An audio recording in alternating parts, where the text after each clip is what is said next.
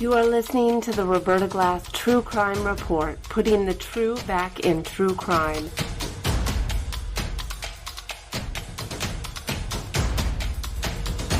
From New York City, Roberta Glass is now on the record.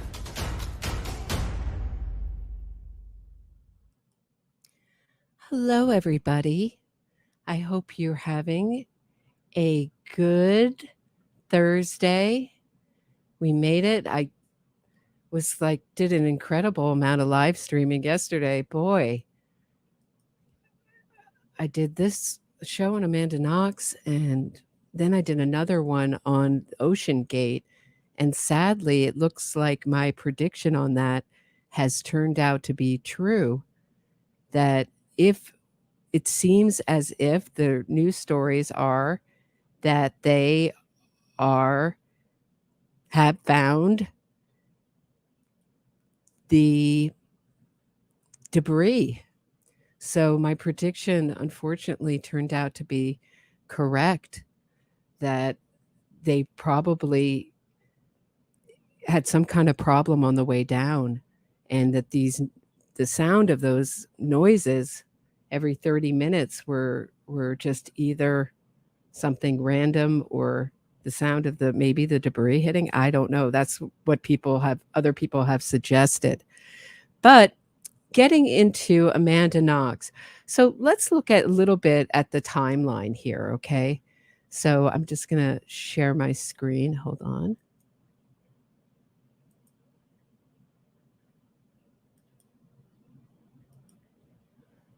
Okay. So it starts on November 1st, 2007, at around 2200 hours, a family in a villa about a kilometer from the cottage. So that's like about 0.59 of a mile, okay? So a little over half a mile from the cottage, received a prank call of a bomb threat in their toilet. They call the postal police, who come out to investigate their villa and garden. Then on the 2nd in the morning, a family member discovers a cell phone in their villa garden. They bring it to the postal police, the plainclothes policeman, around 11 a.m., thinking it was accidentally dropped by a postal police agent the night before.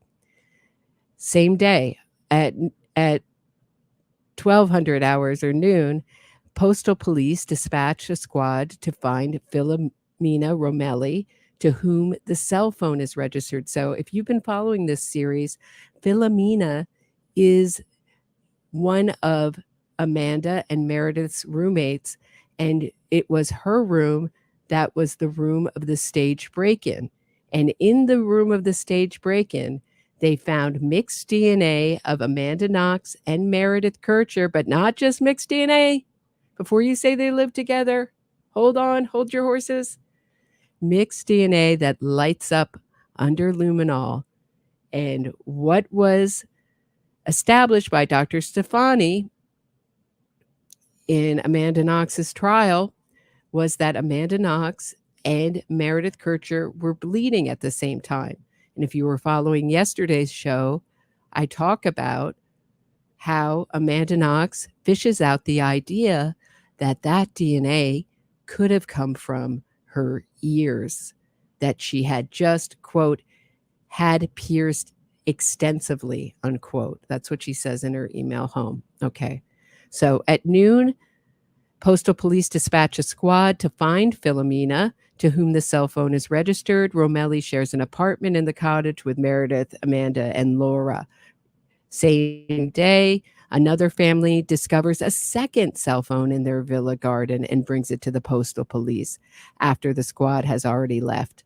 Around 12:10, Knox calls Romelli to let her know there has been an apparent break-in at the cottage, that Romelli's room has a broken window and her room is ransacked. Romelli is with her friend Grande at a local festival and advised their boyfriends to meet them at the cottage. At around 12:35, postal police arrive at the cottage and find Knox and Solicito present. Knox and Solicito show them the break-in. Postal police await the arrival of Romelli. At 12:51, And between at 12:51 and 12:54, Solocito, that's Raffaele, calls the Carbonare twice to advise them of the break-in. And when he calls, he says, "Hey, there's been a break-in. It's a mess, but nothing's missing."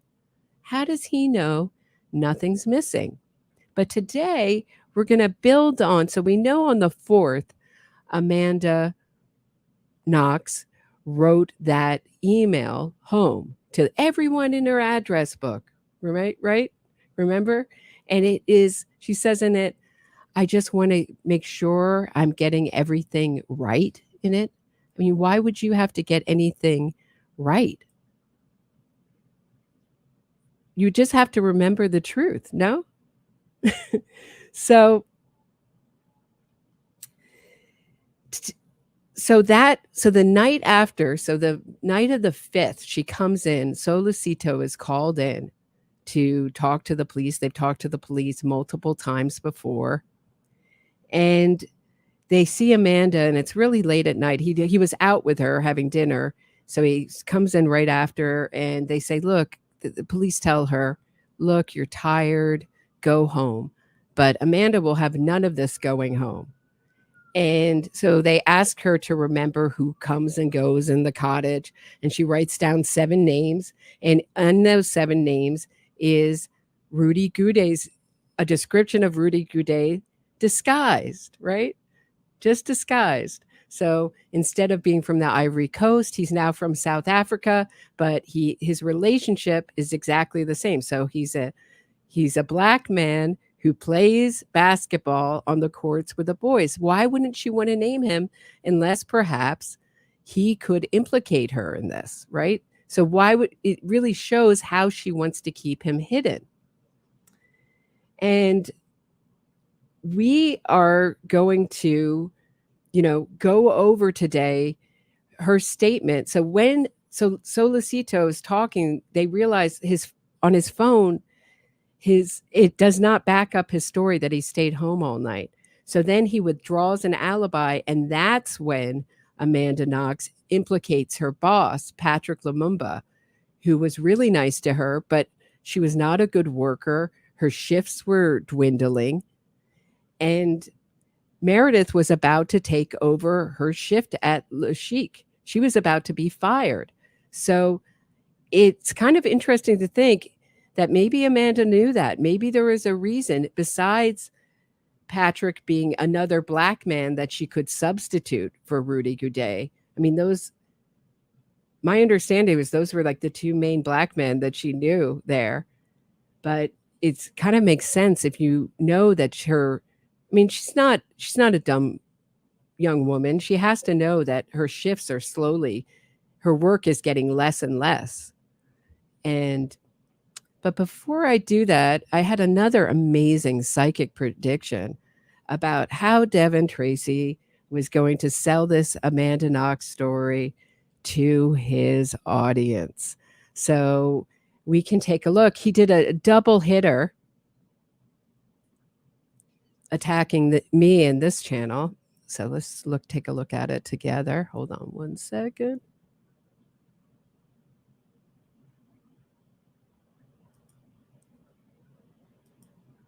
So this is his channel. So this is him editing, but that's I guess that's what he thinks of me, an old cat lady, right?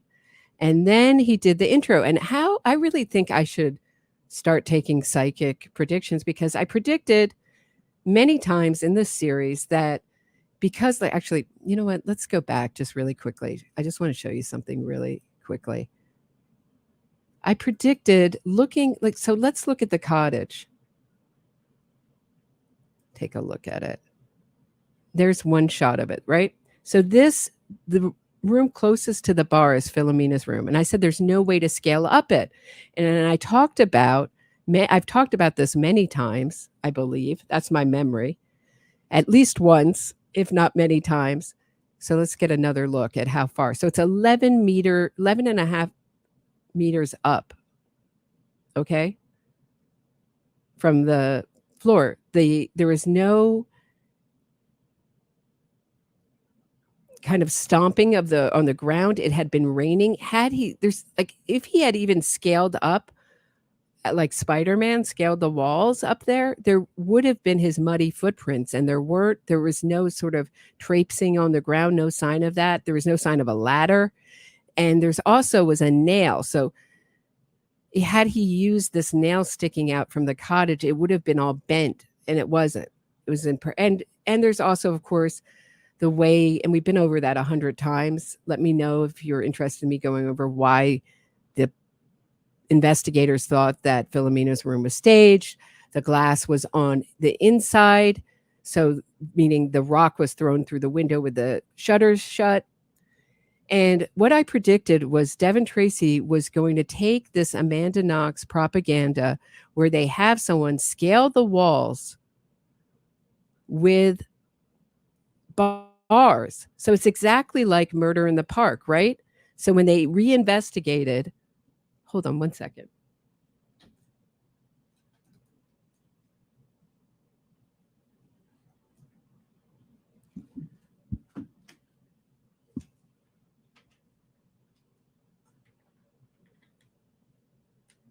Okay. So when they reinvestigated the Anthony Porter situation, where he had murdered a couple in a Chicago park, the park had been totally redone. And this is the case. So after this murder, they put bars on the window. So you're going to see in Devin Tracy's trailer to his Amanda Knox innocence fraud propaganda, you're going to see him use exactly that. And so do I think that Devin Tracy hasn't been listening to my stuff? Maybe. I don't know. But someone has to have told him that is not the situation. So he's going to be using this footage to lie to his audience and say, look, there were bars on the window. You could have just scaled those bars and hopped right in. But Philomena, another inconvenient fact, is that Philomena closed her shutters. So how is he going to go through those shutters? How's he going to throw a rock with the shutters closed and then climb through all that glass without cutting himself? He's just like this amazing, but according to Devin, Rudy Goudet is a career criminal burglar. He's buying all the Knox propaganda. It's amazing. It's just like exactly what we talked about. People going right to the Innocence Project. It's going right to Frank Sforza's Injustice in Perugia website and just copying. That guy lives with his mother and his sister at the time, has no credentials in journalism whatsoever. He's believed Amanda Knox is innocent since the first time he laid eyes on her. And he really propagated a lot of this nonsense about Rudy Goudet and how it's possible to get into the cottage, to scale the cottage with those bars, but you can't. That the bars did not exist. You can clearly see that there are no bars on the window. So let's watch Devin Tracy's innocence fraud propaganda for one of Meredith's 3 killers, Amanda Knox.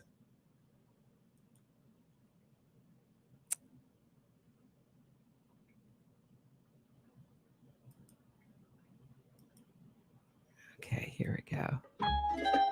But first, we begin now with Amanda Knox and the American who was studying in Italy when her roommate was slashed to death. You were called satanic, demonic, a sex-crazed killer. How did it get so distorted? There's no evidence. There's no evidence of that. That's the theory. See, there's no evidence. You've never heard that before in any innocence fraud campaign, have you? That must have been a short trial. Prosecutor presented their no evidence, and the jury of judges just voted to convict really quick, right? It didn't take months and months and months.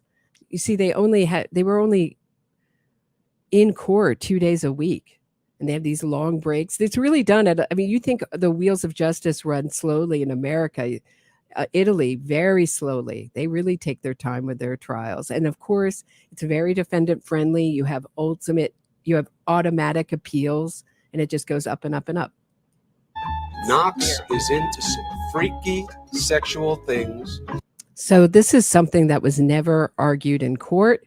So he's going to bring this up. This is more Amanda Knox PR of the game gone wrong theory. I'm trying to keep it YouTube friendly. And he's going to double down on that, and maybe even the satanic theory, maybe even throw some satanic panic. So moral panic. That's what this is, another wrongful conviction cliche. He's bringing them all in. He's bringing them all in. Lying to your audience about the state of the crime scene, claiming motivations were argued that they weren't. Theories were argued that they weren't argued in court, but it makes them look ridiculous, right? Soy el fuego que arde tu piel. Soy el agua que mata tu sed. Okay, so now he's introducing the knife. So this is where Devin's going to go with the knife. He's going to either do one or two things, right? So one, he's going to say there were two knives used in this crime, trying to stay YouTube friendly, and one of them was found in Raf's apartment, cleaned and put back in the drawer. So when it was first tested, they found Meredith Kircher's DNA on the tip and Amanda Knox's DNA on the handle. Now, when they tested it years later, there was such a small amount of it, only Amanda Knox on the handle showed up. It wasn't the great exoneration, but in Italian law, it allows for what they call non-repeatable DNA. The other thing that Amanda Knox supporters, and if you were watching yesterday, you can go back and look at the ex-FBI lies for Amanda Knox video we looked at. They're going to say the expert said it was not compatible. But what that is a misunderstanding. So there's a thing it's sort of like a awkward translation, not uncompatible, meaning it's compatible. So Americans look at not see the word uncompatible and go, it's uncompatible. Wasn't the murder weapon, but it was the murder weapon. This knife was never ruled out, but I'm sure Devin Tracy is going to say that it was tested and there was nothing, but it was tested. Meredith Kircher's DNA was found on the tip. Amanda Knox's DNA was found on the handle. Does that matter? Because we also have her DNA mixed with Meredith Kircher's DNA that lights up under luminol, meaning it's blood, with an extensive study of how that blood was deposited, meaning they were both bleeding at the same time, in the hallway, bathroom, and Philomena's room, the room of the stage break-in. And neither Laura nor Philomena, if you're going to say she lived there, had this kind of mixed DNA that lit up under luminol scattered around the apartment. They all lived there with Meredith Kircher. So what's your explanation? Amanda's just incredibly unlucky? And to believe Amanda and Raf weren't involved in only Rudy Goudet, because I am not saying Rudy Goudet, once again, please don't strawman my argument. I say this is a group murder, just as the court that let Amanda go, the Supreme Court, let her go, determined that she was there at the scene of the crime, wiped Meredith Kircher's blood off her hands and feet, that it was a group murder, and that the break-in was staged. All three of those things were determined in Amanda's exonerating decision. That's some exoneration. So let's go back to Devin's slick propaganda for a killer. El castillo, la torre, yo soy la espada que guarda el caudal. It's clearly a hatchet job against Amanda, and it's... So I just talked about Jim Clemente yesterday. Jim Clemente is someone who is ex-FBI. He worked on the Vince Foster case, but he also claims to have basically been involved in almost every single major investigation. Like he claims he was investigating the World Trade Center in New York and Washington, and basically every big case he was involved in it. And before this, he was a lawyer working in New York, and he had his law license. taken away, and he appealed it, and they never gave it back to him. It was denied. So what went on there? So strangely, people who propagandize for killers tend to turn out to be not the greatest people on earth. Shocker. Big shocker there. So he says that he's a SA victims advocate, but when the Sandusky story broke, now Sandusky was an underling of Joe Paterno, the Paterno family hired Jim Clemente to write a report about what Paterno knew about Sandusky. And he wrote this exoneration of Paterno. He knew nothing about Sandusky. He was never told anything. And it was published on their website for a long time. I think it's finally taken down, but I'm sure you can go in the Wayback Machine and find it. And he also went on YouTube and talked about his report he wrote exonerating Joe Paterno. And then it came out in the New York Times that Joe Paterno knew as early as 1976 about Jerry Sandusky and his proclivities for SA of young boys. So just kind of interesting. Once again, Devin's using ACE sources because I don't think he's taking any time to research. I think he's just running to make slick videos, unfortunately. Absolutely false. Well, if she's capable of all of this sex, she must also be capable of violence. Very much playing into the Madonna 4 dichotomy. Well, if Amanda says it, see, there's the guy. Those bars did not exist. Devin Tracy has to know that if he's been listening to my show. But it doesn't matter what's true or what's not. He can make his own propaganda, and he doesn't have to debate his position. Doesn't have to. No one in his audience is going to call him out on it. So, and if they do, you know how he's going to respond. He's going to respond with a lot of insults, banning people, right? Blocking them left and right, insulting them. He does not take criticism well. So, yeah, there's the bar. I really should be playing the lottery. I must be psychic. How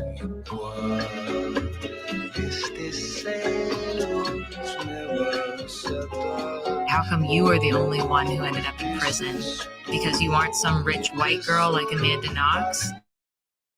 And it's like, because he's the one who fucking raped and murdered Meredith. Whoa. All right, well, there goes my monetization for this video. Oh, boy. Yeah, so you get the idea. It's such a great idea to listen to Amanda Knox's own words on this, right? Unreal. Well, if Amanda Knox said it, it must be true, right? Oh, Tuesday Money, thank you for spoiling us. Thanks, Tuesday. Thank you for the $20. Very generous super sticker. I appreciate it. Please like, share, subscribe, smash the bell to be notified every time I go live. And I have been going live quite a bit and keeping this series going. But today, I wanted to talk about Amanda's own words. Actually, before I do that, I wanted to cover one more thing because someone was confused. They said, well, even if you throw out all the DNA evidence, which the Supreme Court had no jurisdiction to throw out all the DNA evidence against Amanda Knox and Raph, and that I believe was a politically motivated decision and one that legally shouldn't have been done.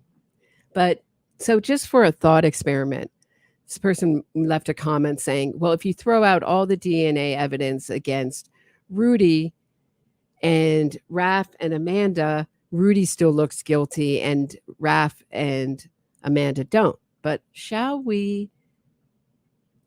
So, of course, there's Raffaello Sollecito's footprint in blood on the bath mat. And I wish I had a picture of it. You can rewind. I'll try to get a picture of it for tomorrow's, or maybe, I don't know if I live stream tomorrow. Next time I live stream, I will have a picture of it to show you, but it is a perfect imprint. Now, Amanda Knox's defense team tried to argue that it was really Rudy's footprint, but they didn't get very far with that. And you could hear Devin in his video read that it was Rudy's footprint. But of course, like I said, he's going from the Innocence, the equivalent of the Project Innocence People's website, Frank Sforza's website. And it's obviously not going to be a very good source of anything. But I just wanted to go over some of the, so you can see there was the mixed blood of Amanda and Meredith on the cotton ball box. There was the mixed blood in the bidet. And then more importantly, which I think is the most important thing, and don't expect Devin Tracy to be talking about the mixed blood in Philomena's room. And if he does, he's just going to say, oh, well, they lived there. It was just mixed DNA. No, it was not mixed DNA. It was mixed DNA that lights up under luminol. And then an extensive study was done on how these blood droplets were dropped, especially in the bathroom. So this is not, so you still have that. So no, that's not true that if you throw out all the DNA evidence, there's plenty of blood evidence that implicates Raph and Amanda, right? So let's look at Amanda's own words. So when her alibi got taken away, when Raph took away her alibi, she immediately, her memory gets fuzzy. And then she puts her hands on her head, starts shaking, and starts saying, it was him, in regards to Patrick Lumumba, her boss. And then on the 6th, after she's been arrested, she writes a note, hands it to the police investigators and says, this is my gift. Because everything that Amanda does is a gift, guys. So I wanted to look at Peter Hyatt's work on Amanda's gift. And he has some interesting things to say about it. Now, statement analysis is not accepted in any court. This is just a thought experiment to look at Amanda Knox thinking, what she's saying, and to really try to listen to her with open ears. So let's slide up to the top here. Amanda Knox, language of SA. We have seen admissions or confessions by pronouns before. Here we have Amanda Knox confessing to being present at the murder of Meredith. As the Amanda Knox case re-enters the news, here is her original handwritten statement to police upon being arrested. The analysis seeks to learn if Amanda was part of the murder of her then roommate. The knowledge comes from Amanda Knox herself, who if was at the crime scene during the murder, would give us verbal indicators. If she was not and did not take part in the murder, she would tell us this as well, whether or not DNA was handled properly. See, Peter Hyatt at this time is getting all the heavy Amanda Knox U.S. propaganda, that Mannyy, the prosecutor, is under investigation, which I believe becomes automatic when there's any questions about a conviction. He was cleared. And of course, they said all this DNA evidence was corrupted, which is what the Project Innocence people do, or the wrongful conviction movement does, when they have really strong evidence against them. If it's a confession, it was a false confession. If it was DNA evidence, it's going to be corrupted. So they were really pushing this out in the press that all this DNA that implicated Raph and Amanda was wrong, but all the DNA that implicated Rudy was correct. That seems totally logical and likely, right? So whether or not DNA was handled properly or whether prosecutors are corrupt or not, her own words will tell us what we need to know. So the question we're asking here, or Peter Hyatt was asking, is Amanda Knox guilty in concert of causing or participating in the death of her roommate? Out of the abundance of the heart, the mouth speaks is a principle followed from antiquity, where the words in which we choose are then discerned to be truthful or deceptive. The heart is the seat of the intellect and affections, emotions, what we think and how we feel. Statement analysis of statements is able to discern truth from deception, including false confessions made under coercion. Pronouns are of particular value as they are learned in our earliest days of speech, with possessive pronouns often predating speech in young children as they attempt to say my or mine with hand motions. Pronouns and articles are exempt from internal subjective dictionaries, as is objective time, and are a reflex in our speech, with our minds dictating to our tongue what words to say in less than a microsecond. The Amanda Knox case is one that provides emotional responses from both those who believe she is guilty and those who believe she is innocent. When people lie, they have reason to lie. Here she is brought for a murder investigation. Transcript of Amanda Knox's handwritten statement to police on the evening of November 6th, the day she was arrested. The statement is in italics with statement analysis in bold type. Words that are underlined are done so for emphasis. This is very strange. This is how she starts out her gift note. I know, but really what happened is as confusing to me as it is to everyone else. The opening line appears deceptive. Dr. Paul Ekman teaches that testifying to memory failure is almost always deceptive. We don't know what drugs may have impacted her. We know she was doing cocaine and drinking a lot because her number was found in a cocaine dealer's cell phone, right? When this statement was made, but failure to remember is most always deceptive, especially in high stress situations. It should be noted that the word this indicates closeness, whereas the word that shows distance. On average, we see the word that used more frequently with memory failure. People remember what they can remember. Note the inclusion of sensitive words, very strange and really. And we saw that when I played the lie spotting video, which we might take another look at after this. There's a qualifying language is a big tell. She notes that others are confused as she is. In a criminal investigation, innocent people, those who did not do it, quote unquote, nor were involved in it, say so. They do so quickly and without sensitivity indicators.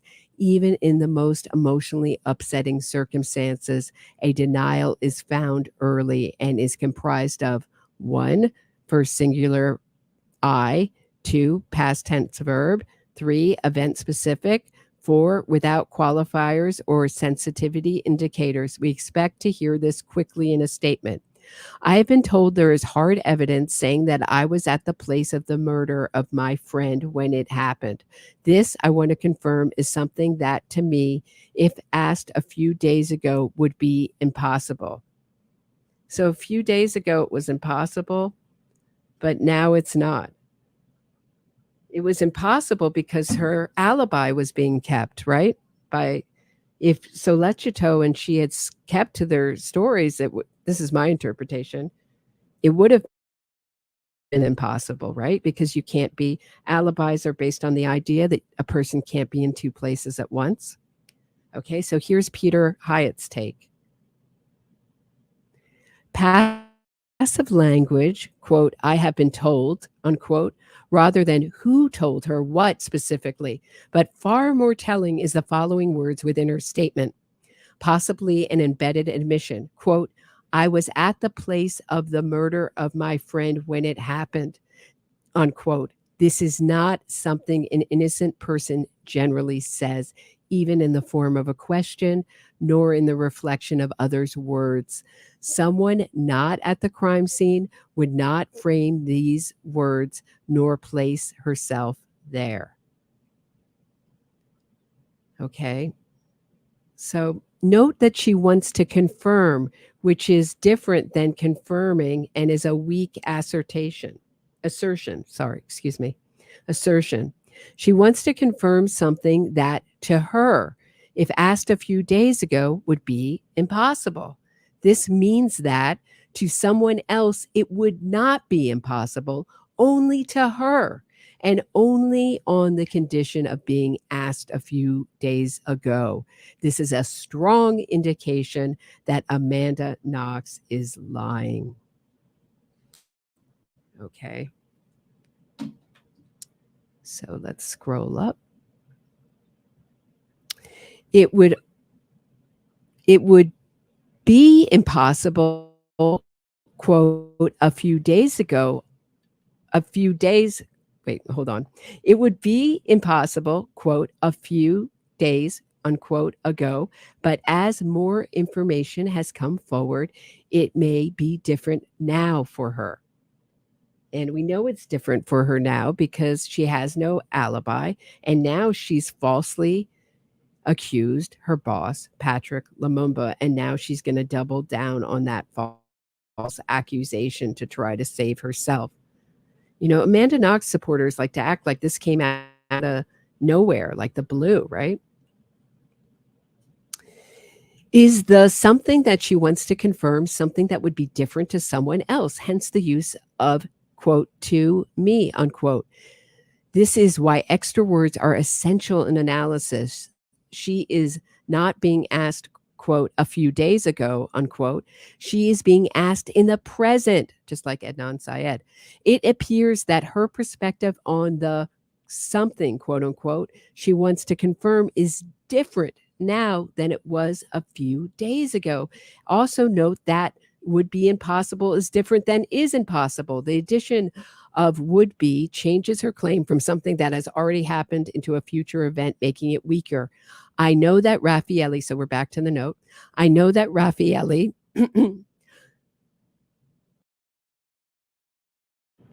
sorry, I had to cough. I know that Raffaelli has placed evidence against me saying that I was not with him on the night of Meredith's murder. But let me tell you this, in my mind, there are things I remember and things that are confused. My account of this story goes as follows. My account of this story. So it's an account of a story. Okay. As follows, despite the evidence stacked against me. I know is strong and with the first person singular. It is something that she recognizes and asserts. Notice how, quote, I know is unlike her other statements. It is not I believe, nor is it qualified with I know that in my heart or I know that in my mind or any other additional words. That Raffaelli has said that she was not with him on the night of Meredith's murder is something strong to Knox. Next, notice that it is only in my mind that there are things that they may be elsewhere, not just in her mind. That is likely deceptive, as it is only in her mind and not in reality. It is an attempt to avoid the stress of lying. When people recount events from memory, they generally don't call it a story, a word which conjures images of a made-up tale. So let's move down a little bit.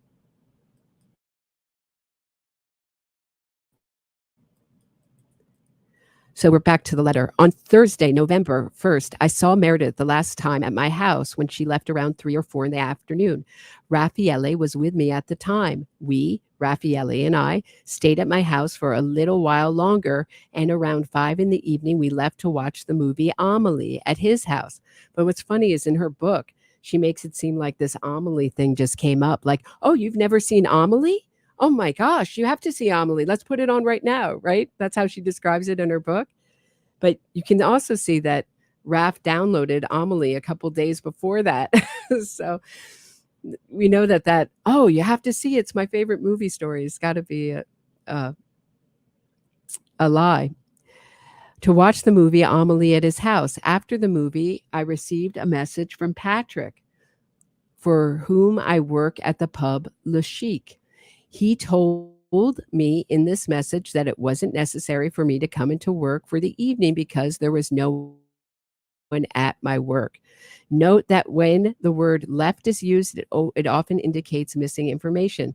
70% of the missing information is due to time constraints, rushing, traffic, etc., with the other 30% being sensitive information. Note whenever the number 3 enters a statement, as it is known as the liar's number. It should not be considered deceptive on its own, only noted in context, just as us looking at the statement analysis should not be used as evidence of Amanda Knox or Raph's guilt alone. It's just an interesting thought experiment, correct?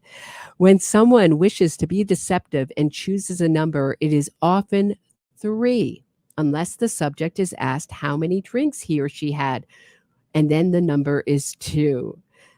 The number 3 enters such as, quote, I was approached by 3 men, unquote, or, quote, at 3 o'clock on the 3rd floor, unquote, etc. It's not an indicator of deception on its own. For it is possible to be approached by 3 men on the 3rd floor, only that it should be noted and later factored into the full analysis. Note that the word with shows distance. My wife and I went shopping. I went shopping with my wife. These are 2 ways of saying almost the same thing. A follow-up question to B will likely show why distance entered into the statement, such as I didn't want to go shopping, etc. Here, the distance is between her and Raffaele. Raffaele was with me, but then immediately changes to we, which shows closeness, except that she has need to emphasize the closeness by explanation. We, Raffaele and I, stayed. This needs to emphasize, along with the needless repetition, is an indicator that she is being deceptive. How you guys doing? You holding up? Let me just grab a drink of water here. Okay. Note that Patrick told me rather than he said indicates firmness. It may be that she and Patrick argued or that she wants to emphasize authority, but whatever the need, she uses because, quote unquote, which explains why something happened, making the statement itself, along with Patrick, sensitive. Now I remember, now we're back to the letter, the note. Now I remember to have also replied with a message, see you later, have a good evening. And this, for me, does not mean I wanted to meet him immediately, in particular because I said good evening. What happened after, I know does not match up with what Raffaele was saying, but this is what I remember. Note that she now remembers, which, like the word but, which refutes what was previously stated, stands to change her account. Note that goodbye, see you later, etc. in homicide cases can indicate the time of death. Note the return of I know, quote unquote, which is strong. What does she know? She knows that it does not match up with Raffaele's testimony. Weak commitment to the text. If the subject does not own the text, neither can we. So, meaning if this is such a weak assertion for Amanda, you know, it's hard for us to believe it either, Amanda. I told Raffaele that I didn't have to work and that I could remain at home for the evening. After that, I believe we relaxed in his room together. Perhaps I checked my mail. Perhaps I read or studied, or perhaps I made love to Raffaele. In fact, I think I did make love with him. Note the pronouns. I told Raffaele is strong language. This may indicate an argument. Note, quote, after that, unquote, is a passage of time or skipping over. There is missing information at this point of her statement. Note that I, quote, I believe, unquote, is weak, but whenever the weakness is added to, quote, we relaxed, which by itself is strong, is then added together, redundancy, we see deception. This needless emphasis is being made to place them together. Note perhaps is a qualifier, and she is not committed to the statement. Note that she perhaps made love, or perhaps read, this is more than just deceptive. It is an indicator of someone else's presence. Timing is an issue, as she has skipped over time and withheld the information. Why would she need to say that she made love to Raffaele? She already introduced him with we. This is an indication of not only deception, but of the presence within sexual activity of more than just Amanda Knox and Raffaele. We do not know the time frame since she has skipped time. Note, deceptive use of qualifiers. Again, see Dr. Ekman for this form of deception. Memory, note, perhaps she made love to Raffaele. Sex is a theme in this case and should be explored by investigators. First, she says she may have made love to Raffaele, then changes it to with him in the same sentence. The change in language would need to be explored. However, back to the note. However, I admit that this period of time is rather strange because I am not quite sure. I smoked marijuana with him, and I might even have fallen asleep. These things I am not sure about, and I know they are important to the case and to help myself, but in reality, I don't think I did much. One thing I do remember is that I took a shower with Raffaele, and this might explain how we passed the time. Note, anything reported in the negative as sensitive. Note, I admit, shows reluctance and resistance overcome. Note, with him instead of Raffaele and I smoke marijuana, shows distance. Note that these things, these quote unquote things, instead of those quote unquote things. Note that the entry of water into a statement is often an indicator of an SA. Whether it is the washing of clothes, washing of hands, shower, bath, etc. Here we have the first indicator that her roommate died as part of an S homicide. Note that when she was with Raffaele, she had to mention that she had SE sex with him, which is an indicator that during sex, at least once other person was present. Now, with the entry of water into the statement, it is indicative that Amanda Knox was not simply present at the murder of Meredith, but that she was present at the SEXUAL homicide. Note that to be vague indicates an attempt at deception. She reports what may have happened with choices such as reading or sex. This lack of commitment indicates deception on her part. Deception in order to be deception must be willful. Amanda Knox places herself at the scene of a crime and then gives indicators of a SEXUAL homicide. In truth, I do not remember exactly what day it was, so we're back to the note. In truth, just one more time. In truth, I do not remember exactly what day it was, but I do remember that we had a shower and we washed ourselves for a long time. He cleaned my ears. He dried and combed my hair. The qualifiers resemble Casey Anthony. In truth means she speaks at times outside of truth. Note that, quote, I do not remember, unquote, is an affirmation of what she does not know. This is a signal of deception. Note that she does not that she does remember, but only not exactly. Note, we took a shower. This is the second indicator of in a short statement where water is introduced. The element of water is often found in statements where a SA or homicide has taken place. It is significant that she tells us what Raffaele cleaned, quote unquote, her. While speaking, even when attempting to be deceptive, what is in the heart slips out, and she may have been thinking of washing off blood when she gave this statement. Just like the Supreme Court came to the conclusion that she washed Meredith's blood off her hands and feet and was there at the scene of the crime. Those that wish to excuse her due to police misconduct or mishandling of evidence must do so, ignoring not only the fact that she lied, but that she employed the language of SA homicide in doing so. I dropped off the hitchhiker, stopped to get gas and wash up. After that, I drove down I-95 until this was a statement where a hitchhiker was murdered. The time frame where he washed up showed the time of death.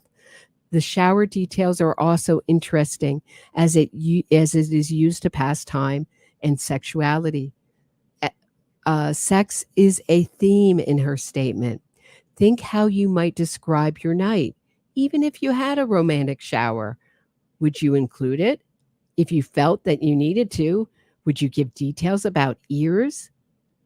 Sex in her mind while giving this statement and should alert investigators to a sexual motive in the crime. Making love, quote, to, not with, quote unquote, her boyfriend may show that Amanda Knox strongly wanted to please him. This may speak to motive and just how far she went.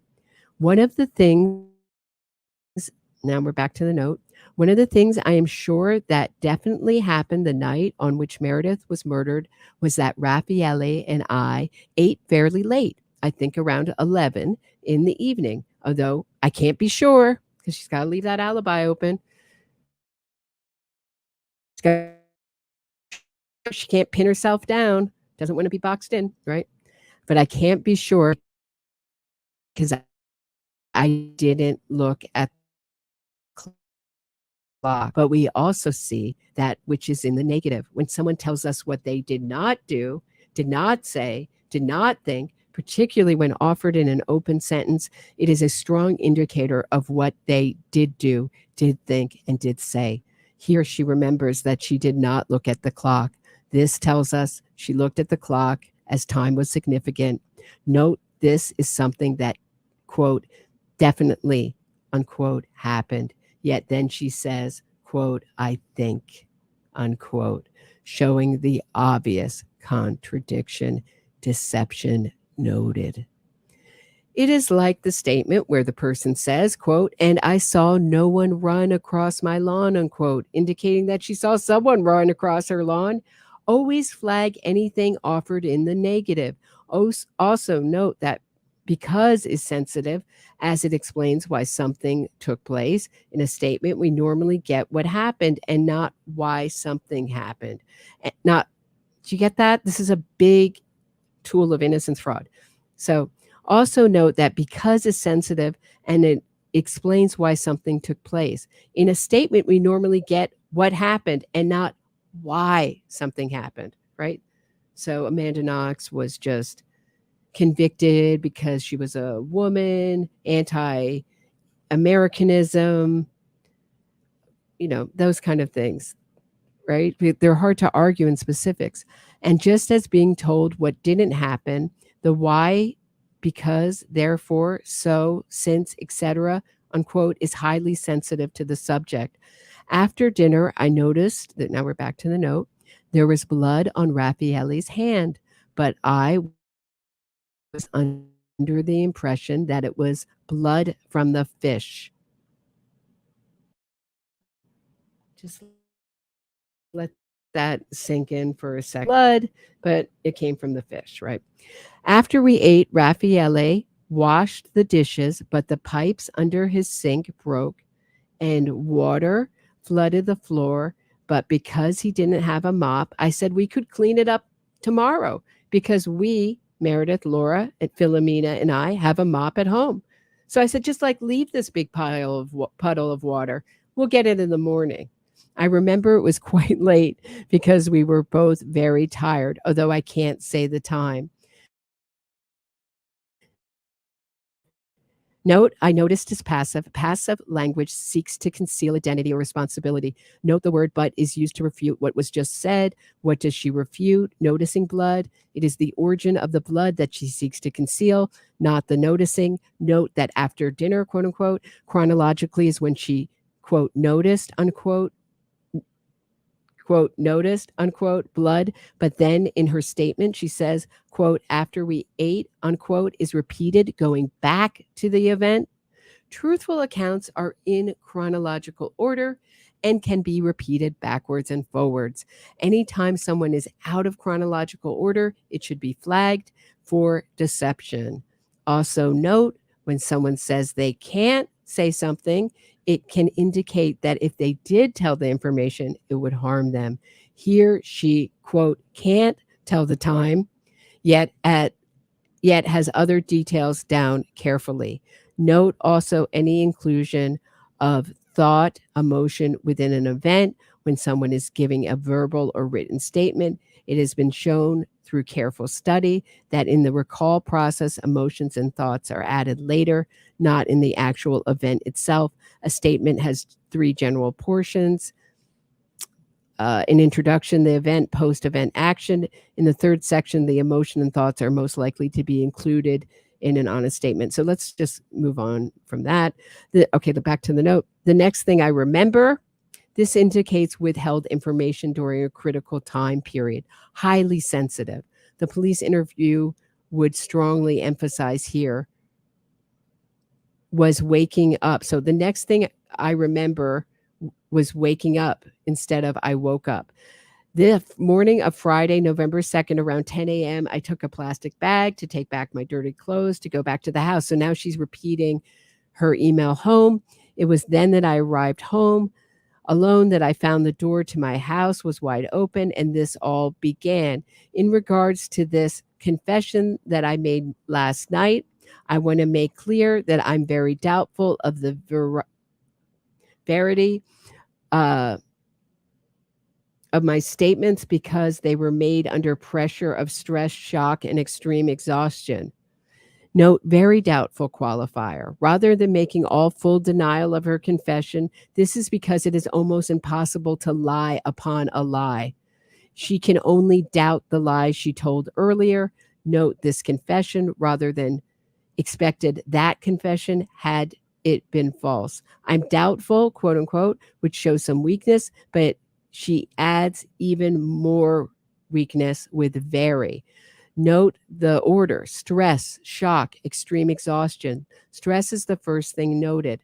Not only was I told that I would be arrested and put in jail for 30 years, but I was also hit in the head when I didn't remember a fact correctly. Deception indicated.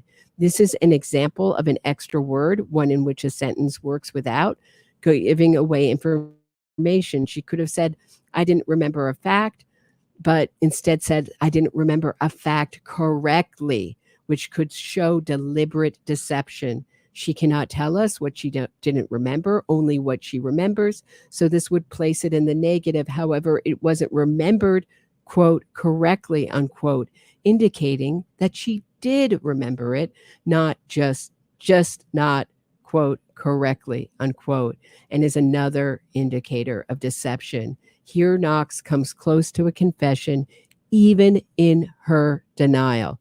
Note what she calls the information, quote, fact, unquote.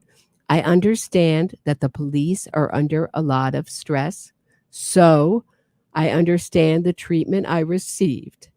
Here, sensitivity is shown. She wants to show why she understands the police hit her in the head. Please note that sentence about being hit is deceptive. It is both passive, I was hit in the head, and she added the word correctly. About a fact. Now she wants to make peace with the police over being hit. There is no agreement nor excuse when one is physically assaulted. This is yet another sign that she is deceptive. Passivity is used when concealing is necessary. However, it was under this pressure and after many hours of confusion that my mind came up with these answers. Note the desire to separate herself from her mind. This is distancing language. Lying causes stress, and here we see her desire to distance herself. In my mind, I saw Patrick in flashes of blurred images. I saw him near the basketball court, right where Rudy Goudet used to hang out, right? And right where she was spotted that night with Raph talking in a very animated fashion. So Rudy Goudet is always associated with the basketball courts because that's what he did. He played basketball with the young men downstairs, Giacomo included. I saw him near the basketball court. I saw him at my front door. Now she's substituting Patrick for Rudy. I saw myself cowering in the kitchen with my hands over my ears because in my head I could hear Meredith screaming. She is lying. She did not see Patrick do these things. He was not there. So it is in order to alleviate the stress of lying, she adds, in my mind she saw, but not with her eyes. This is an example of one not technically lying, but being deceptive. Her choice of language, however, is interesting. It has to come from somewhere. As the brain knows, even when the tongue attempts deception, here is the difference. She saw Patrick, but only in her mind. She does not say that when she saw herself cowering in the kitchen, covering her ears and hearing Meredith screaming, that this was only in her mind. In her, quote, head, unquote, she heard screaming. What is the difference between, quote, mind, unquote, and, quote, unquote, head? In the mind is often the source of the imagination. In the head is often where someone speaks of hearing screams, with the need to cover ears, with head often associated with a guilty conscience. But I've said this many times so as to make myself clear. These things seem unreal to me, like a dream. And I am unsure if they are real things that happened or just dreams in my head, has made to try to answer the questions in my head and the questions I'm being asked. She does not say these things are unreal. She says they only seem unreal and only to her. She says they are like a dream rather than lie outright and say it was a dream. Note that innocent people never accept nor excuse false work by even within fabrication. Each word spoken or written is vital and should be examined within the forensics of the investigation. We have already seen the lack of ownership, and now she only reports seeing things in her mind. Yet, in spite of lying, there may be important elements within her account.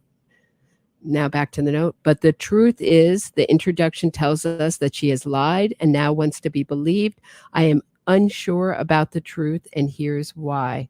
Note the truth repeated shows sensitivity, and that the analyst should be on alert that truth is a sensitive topic to the subject. The police have told me that they have hard evidence that places me at the house, my house, at the time of Meredith's murder. I don't know what proof they are talking about, but if this is true, it means I'm very confused and my dreams must be real. 2, my boyfriend has claimed that I have said things that I know are not true. Knox is acutely aware of the evidence, the crime scene, that she has been blamed. Here she quotes her boyfriend, though we note the embedded still, quote, I have said things that I know are not true, unquote, appears to be supported by the analysis. I know I told him I didn't have to go to work that night. I remember that moment very clearly. I also know I never asked him to lie for me. This is absolutely a lie. What I don't understand is why Raffaele, who has always been so caring and gentle with me, would lie about this. Note that she makes a point to say Raffaele was gentle with me, indicating that he was not gentle with someone else. What does he have to hide? I don't think he killed Meredith, but I do think he's scared like me. He walked into a situation that he has never had to be in, and perhaps he is trying to find a way out by disassociating himself with me. Amanda Knox may not know which inflicted blow killed Meredith. Oh, I don't know if I agree with that, but okay. Note that she does not say Raffaele did not kill Meredith, but only says she does not think he did, leaving room for someone else to think otherwise. Note that while attempting to describe him as caring and gentle, she uses the word with, which shows distancing. So this is just reviewing some of the points he's already made. Note that but refutes what came before. Okay. Honestly, repeated use of similar statements is from habitual liar, childhood, who wants to be believed. And we saw that with Or we heard that with Amanda Knox prison intercepts. Her mother keeps saying, just tell me the truth. Just tell me the truth. Her mother knows her and knows that Amanda lies. And Amanda just keeps lying and lying, saying, oh, yeah. It's BS that the police have anything on me. BS. But she also places herself at the scene in the intercepts with her mother. The language of deception, and now she recognizes her own lying and wants to be believed. So she calls attention to it. I understand because this is a very scary situation. I also know that the police don't believe things of me that I know I can explain, such as, one, I know the police are confused as to why it took me so long to call someone after I found the door to my house open and blood in the bathroom. So the police find it very strange that she went and took a shower, went over to Raf's, had a breakfast for an hour, and then brought him back, according to her.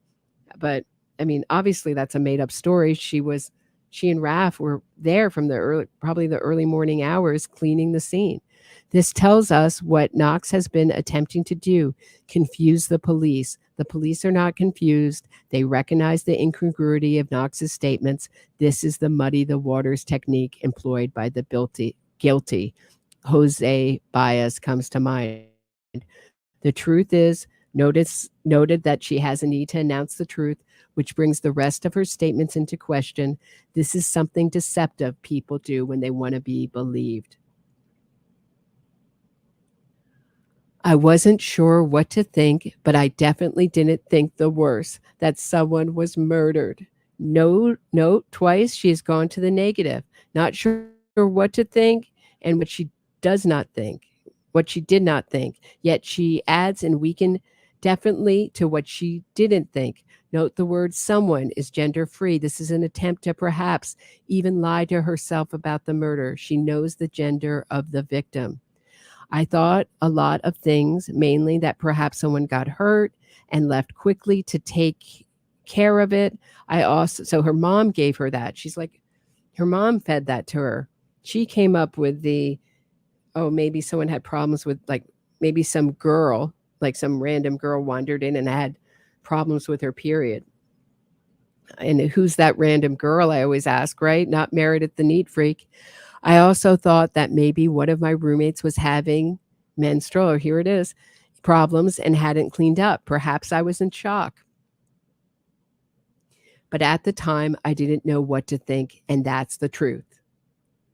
That is why I talked to Raffaele about it in the morning, because I was worried and wanted advice. Okay.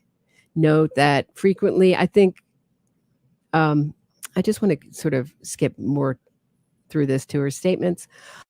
I also know that the fact that I can fully recall the events that I claim took place at Raffaele's home during the time that Meredith was murdered is incriminating. This is similar to an admission. It will be by pronoun that we see her confession.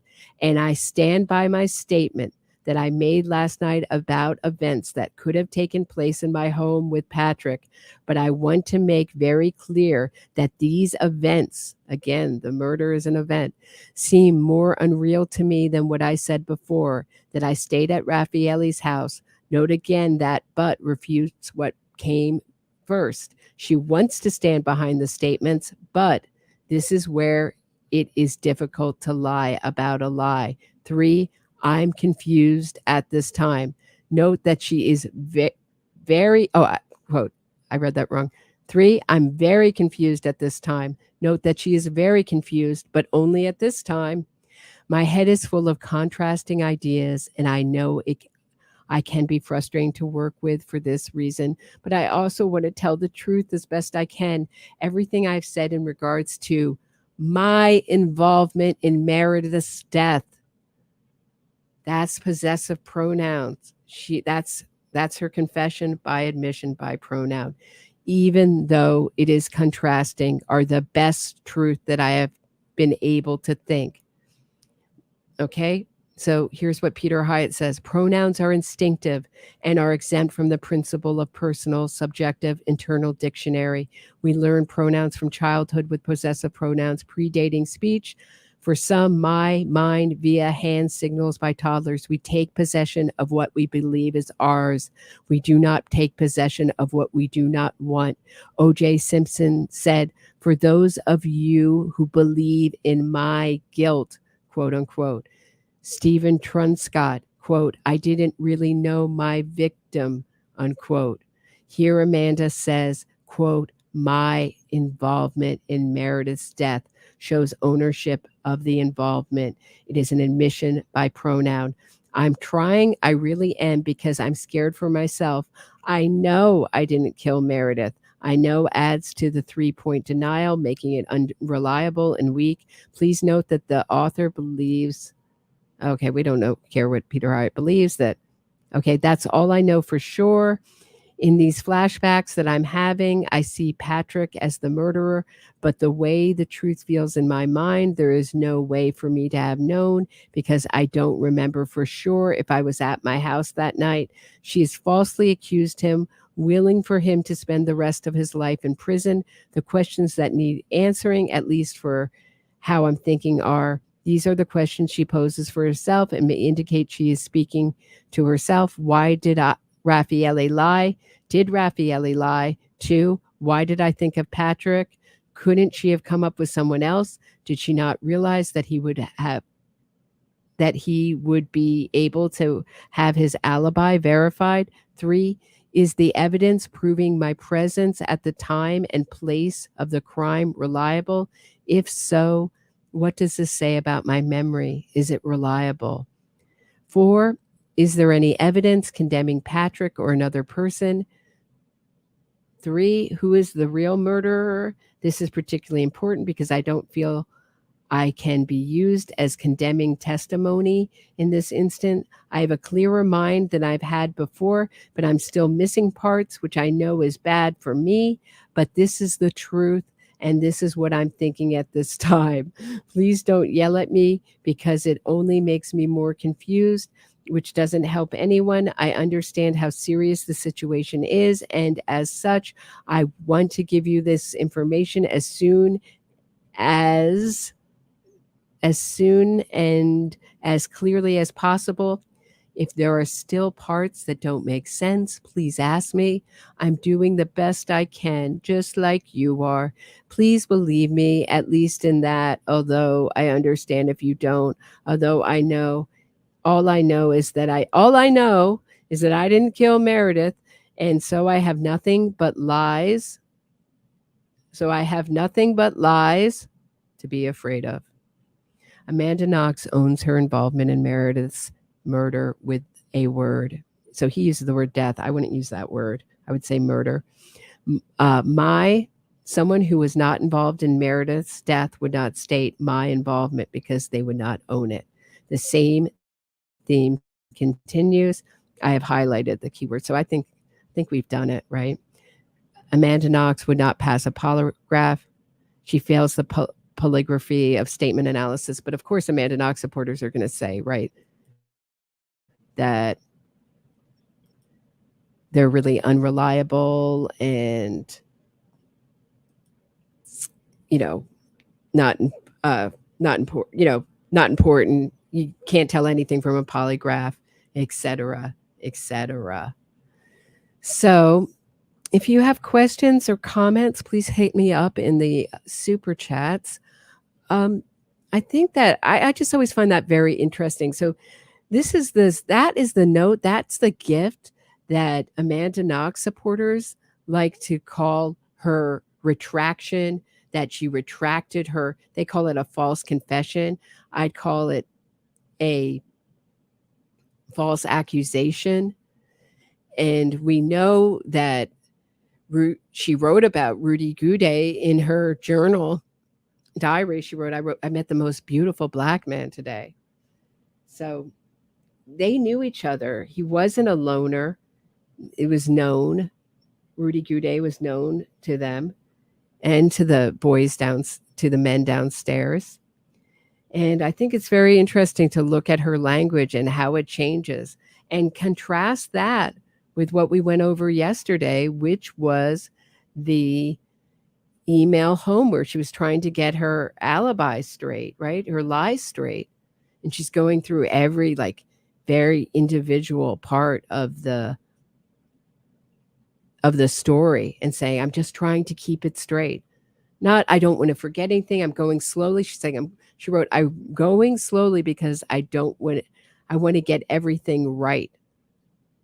I mean, she was setting up an alibi. And when Raph took away her alibi, that's when she gets this hazy memory. And no wonder she was friends with Ryan Ferguson, Dream Killer, right? Doesn't it sound like his case?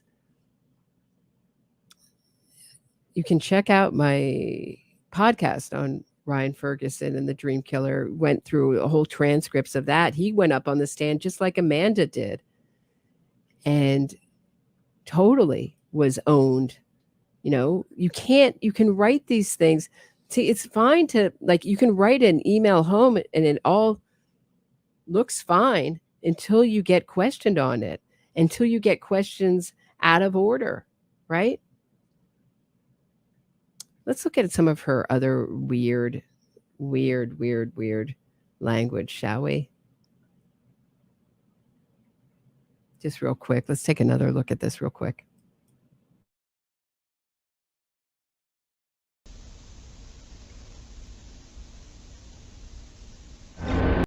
Trained lie spotters get to the truth 90% of the time. The rest of us were only 54% accurate. Why is it so easy to learn? Well, they're good liars and they're bad liars. They're no real original liars. We all make the same mistakes. We all use the same techniques. So what I'm going to do is I'm going to show you 2 patterns of deception, and then we're going to look at the hot spots and see if we can find them ourselves. We're going to start with speech. I want you to listen to me. I'm going to say this again. I did not have sexual relations with that woman, Miss Lewinsky. I never told anybody to lie, not a single time, never. These allegations are false, and I need to go back to work for the American people. Thank you. Okay, what were the telltale signs? Well, first we heard what's known as a non-contracted denial. Studies show that people who are overdetermined in their denial will resort to formal rather than informal language. We also heard distancing language, that woman. We know that liars will unconsciously distance themselves from their subject using language as their tool. I did not kill my friend. I did not wield a knife. I had no reason to. Now, if Bill Clinton had said, well, to tell you the truth, or Richard Nixon's favorite, in all candor, he would have been a dead giveaway for any lie spotter that knows that qualifying language, as it's called, qualifying language like that, further discredits the subject. I look at it as an admission of innocence, to be quite honest, because... Why do you think that this judge goes further than any other? That not only does he say this is the knife, not only does he say that you had it because of DNA around the bottom of the blade and the hilt, but that he believes you are the one who actually killed Meredith Kercher. I believe, I can't speculate what this judge's motivations are, personal motivations or otherwise.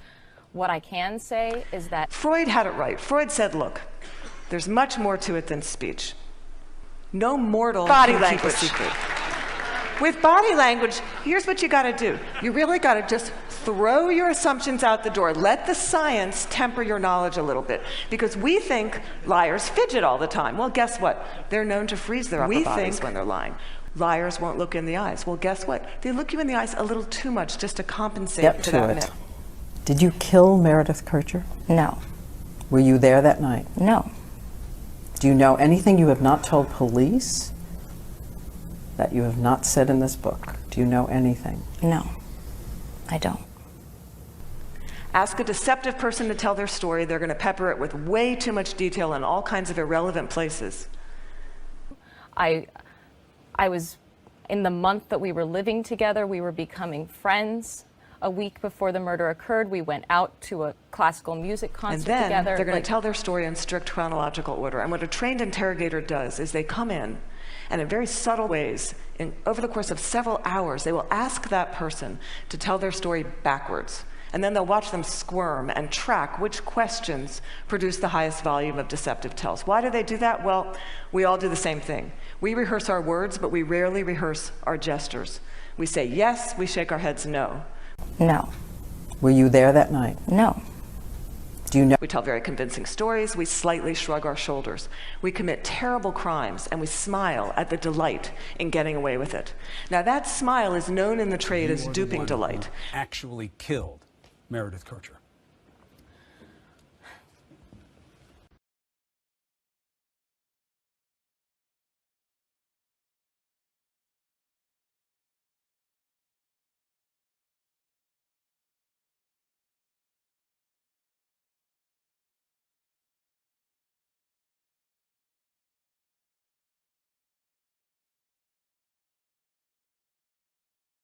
Here.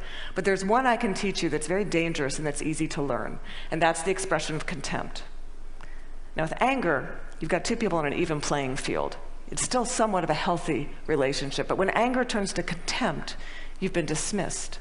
It's associated with moral superiority, and for that reason, it's very, very hard to recover from. Here's what it looks like. It's marked by one lip corner pulled up and in. It's the only asymmetrical expression. And in the presence of contempt, whether or not deception follows, and it doesn't always follow, look the other way, go the other direction, reconsider the deal, say, no, thank you, I'm not coming up for just one more nightcap. Did you kill Meredith Kercher?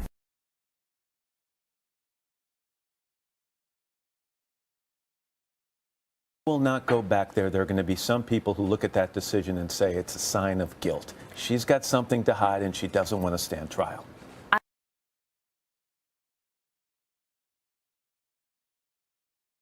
Going to keep up with this trial? Is there some sort of a closed circuit feed that you'll be able to see each day? You're going to be going to school, so your time is an issue. Are you going to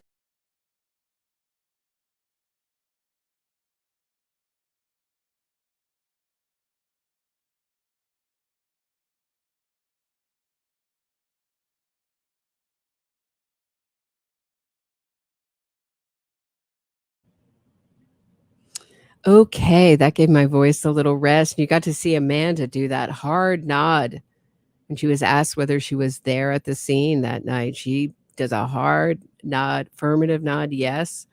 First, she swallows, a hard swallow, hard nod. Yes, she was there. Diego Rivera, thank you very much for the 4-pound super sticker. And you have a question. How many interviews did she do? A lot. A lot of interviews. I don't know how many, but I didn't see when I was supporting, Amanda Knox, when I was getting all this propaganda, when the friends of Amanda were writing Oprah, she wasn't doing interviews. And we saw that yesterday in her email saying, don't talk to the press. But boy, would her mother liaison with the press, and boy, would Gergardi Marriott, the PR agency her dad got paid $1 million for, hired them before they hired Amanda a lawyer. So already she had no reason to, she tells the people in that email, don't talk to the press, because the press probably by then, that time they were already working on getting a PR agency so they could manage her image perfectly. And like I said, when she was first convicted, the story that came out was that she went back to her cell and cried, and that her cellmates comforted her and rubbed her back and gave her cookies. I remember it so vividly. And because that's what an innocent person would do. But little did we know that her cellmates hated her guts. They couldn't stand her because she doesn't clean. She's not considerate. It's all about Amanda. And that's something that comes up in her interviews time and time again. One thing I wanted to just see if I can take a look at this, because I really missed the end of this. Just one last thing before I go. I just wanted to show you. Let me see if I can find it. Here it is. So go right to the end of this where she's asked about her book, right? I think, is it before this? Yeah, let's just watch the second half of this because I was just so amazed by her. Yeah, right here. Let's start right here with Valium Amanda, right around here. I was so amazed by this stuff that she was saying that I was so amazed by her affect that I wasn't listening. My ears were closed, which is something you can do with Amanda, Amanda Knox. It's like you can be so taken by her affect that you're not really watching. You're not really listening to what she's saying closely. It's like so jarring. The affect is so off-putting. To them. And I really hope that we can connect one day. I know you would try.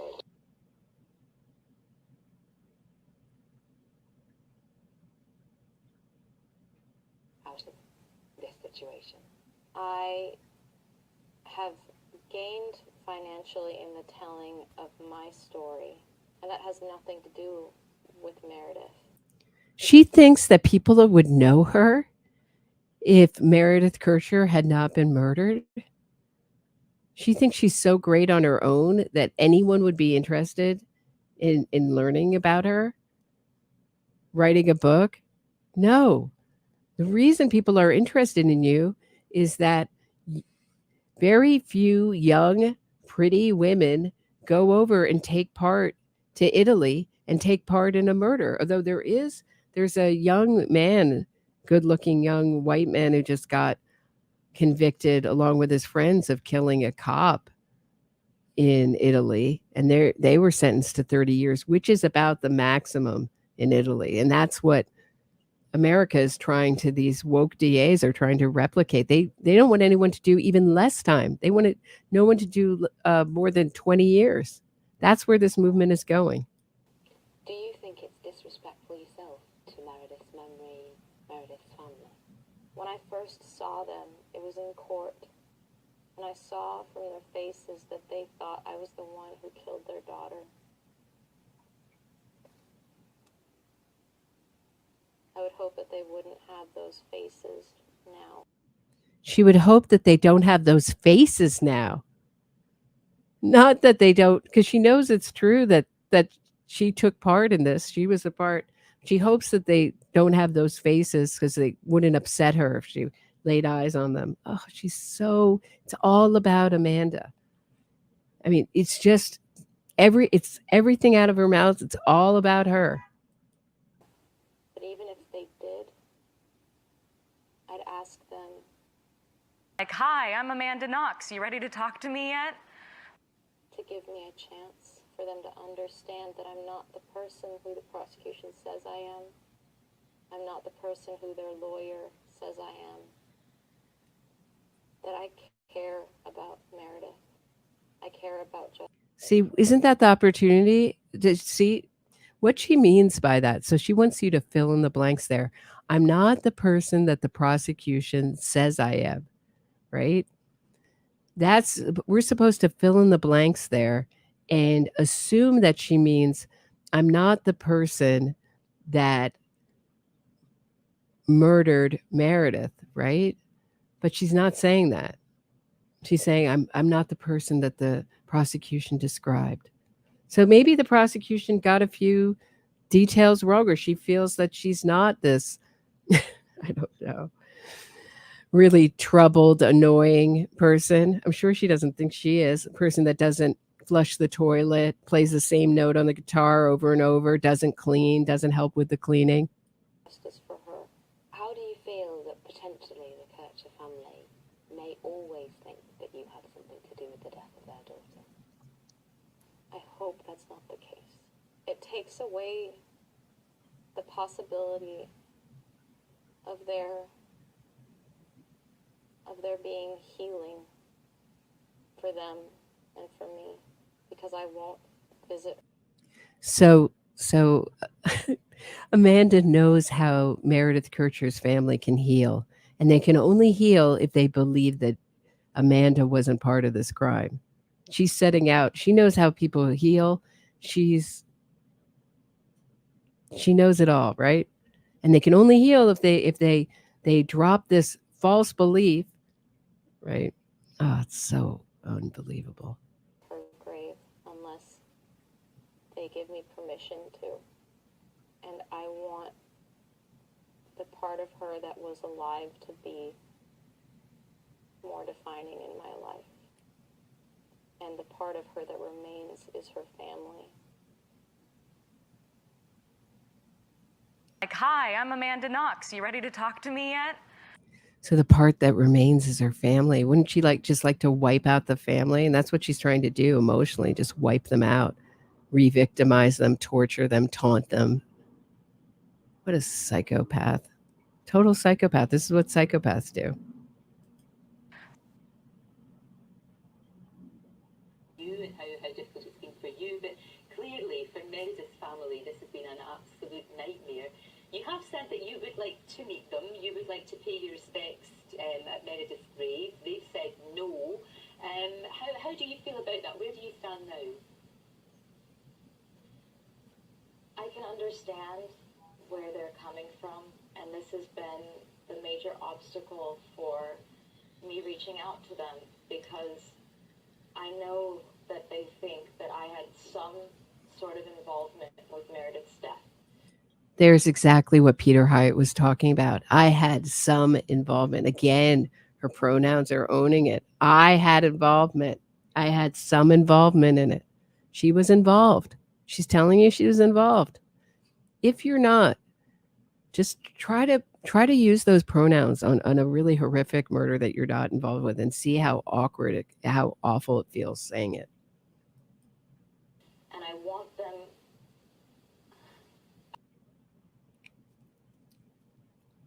And I want them.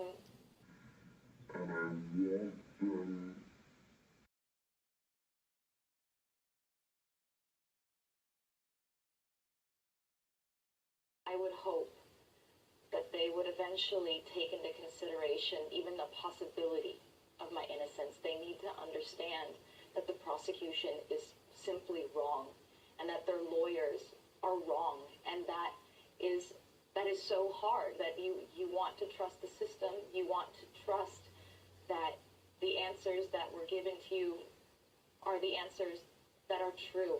And I understand that it's very difficult. I understand that it's hard to be logical about this, but I also want them to understand that Meredith really was my friend. She was very kind to me, and I had nothing to do with her murder. And I am.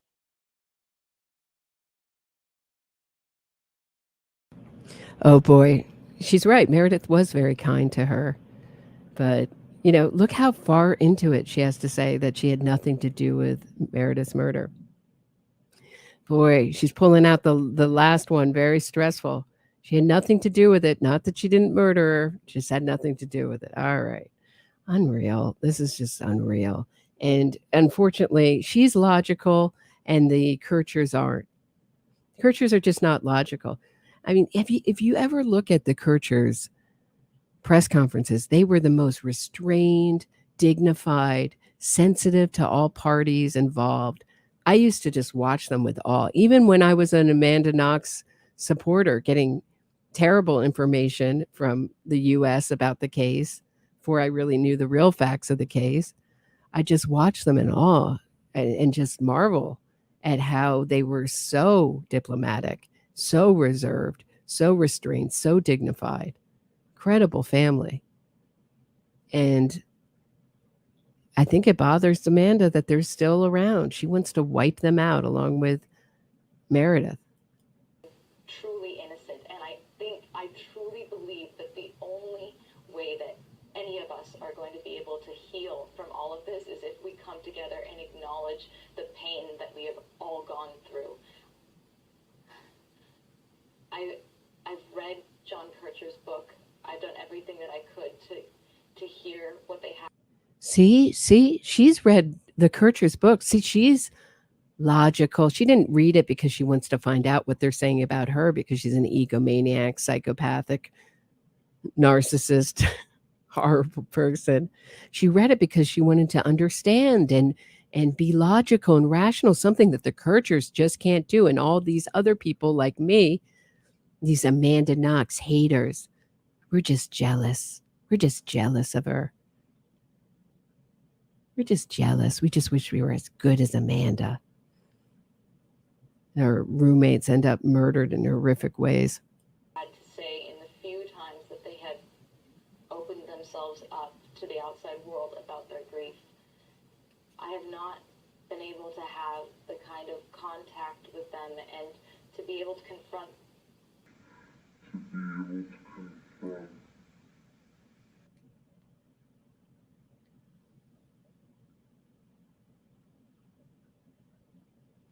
To be able to confront closure as far as grieving for Meredith's death, and that's what I've envisioned would be the greatest closure, is for them to be willing to take me to her grave. And because I mean, I never had a chance to see them. I never had a chance to see them before I was already called the murderer, before the case was closed. They never had a chance to even think that I was innocent. Amanda, we'll have to leave it there. I know we're going to be talking to you. Like, hi, I'm Amanda Knox. You ready to talk to me yet? Meredith Kircher's parents may not be swayed by a verdict one way or another. They may always think that you are responsible for the death, the murder of their daughter. Can you live with that? I really hope that that isn't the case. I really hope that they can. The question was, can she live with it? The answer should be no, I can't live with it. I didn't do it. I didn't murder Meredith Kircher. But of course, now we hear this thing. She's the only person that says that they were friends. Everyone else said they hated each other's guts. But Amanda, because it suits her narrative, we were friends. We got along. Meredith Kircher could not stand Amanda Knox. And Amanda was hugely jealous of Meredith. From Giacomo downstairs to the arguments about doing cleaning, she was just inconsiderate. And it's very easy to see with how self-centered and callous her answers are, how it would be really hard. And then when she went to prison, the prisoners didn't like her either, the special prisoners that were put in the cell with her, because she was a high-value inmate. They hated her. She didn't do the cleaning, didn't share her things, wasn't considerate. Come to understand that it's so hard to be logical about this when you've lost someone so close to you and so important to you. But I really hope that with time, with things changing, with an opening, they'll give my innocence a chance, and I'll be able to approach them. Like, hi, I'm Amanda Knox. You ready to talk to me yet?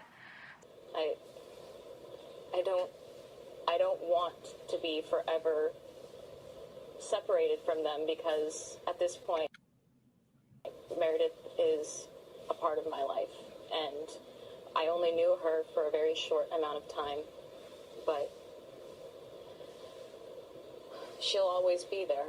And I want to be able to share.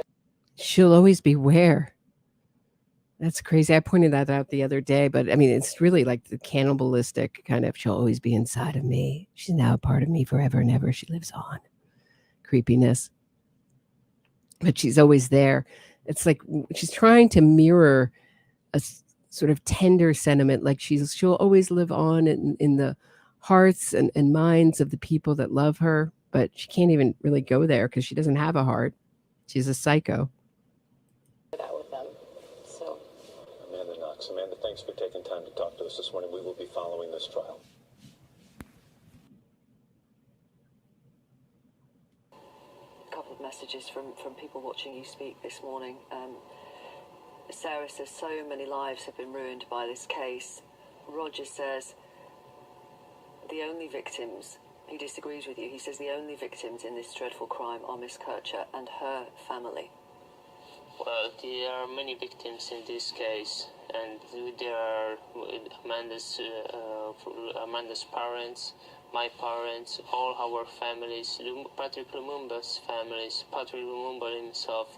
There are a lot of victims, actually. Of course, Meredith Kercher is the first victim, but there are many others made by you. And he's going to say the prosecutor, but made by you and Amanda. So Patrick Lumumba, the black man boss, who was very nice to her, that she falsely accused of murder, he's a victim.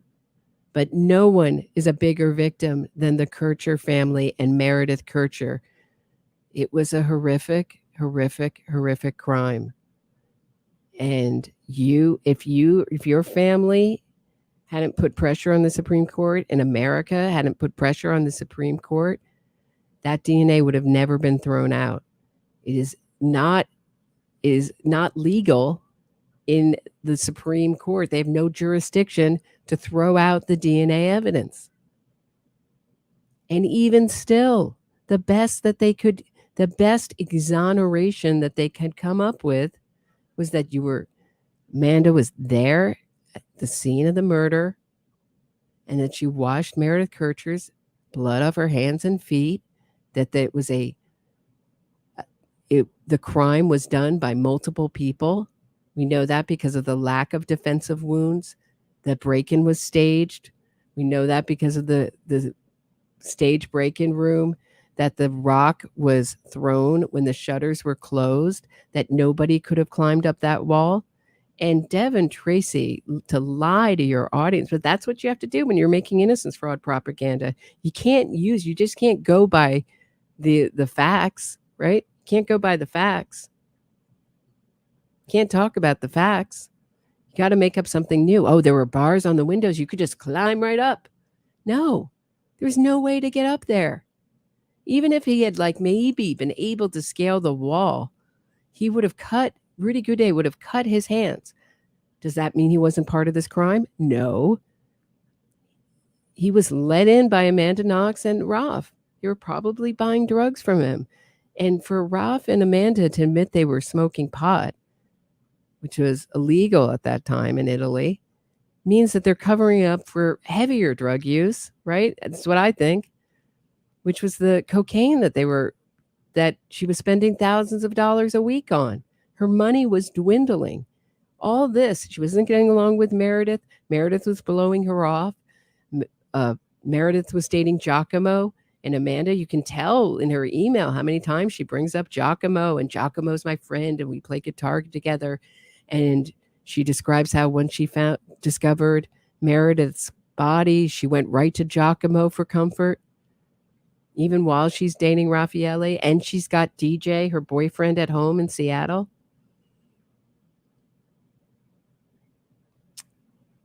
Let's go back to this. This is something I missed, the end here with Robb. It's so callous. Persecution mistakes.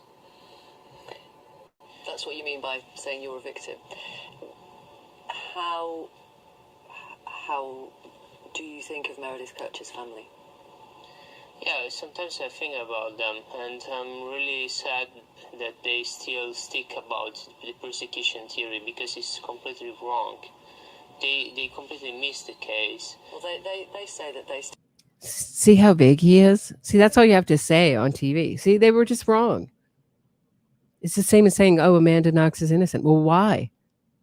Well, she is. She's just innocent because I say so. Yeah, they were just wrong. The prosecution was just wrong. That's how innocence works. It's a vague thing. See, they were just targeted because they wore black T-shirts or anti-Americanism, some kind of misunderstanding. The police had tunnel vision. The confession was false, but it wasn't a false confession. It was a false accusation. Well, the accusation was the police's fault. It wasn't Amanda's. Nothing's Amanda's fault. She's just the most misunderstood woman in Italy. Ditto Raff. He's the most misunderstood man in Italy. Still have questions, and that they may never know the truth. That is what the prosecution says today. So it's exactly the same thing. And I'm sad they repeat what the prosecution says, because the real facts about this murder are inside the documents. You can read them and see that the reality of this case is completely different from what the prosecution wanted to make people believe. So he invites us to read. Yeah, unfortunately for us, we have read those documents. Check out the murderofmeredithkircher.net. They're all up on there. Some of them haven't been translated, but a lot have. You can scroll right on through them. It doesn't make you look good, Raph. Not at all. Nor does it make Amanda Knox look innocent either.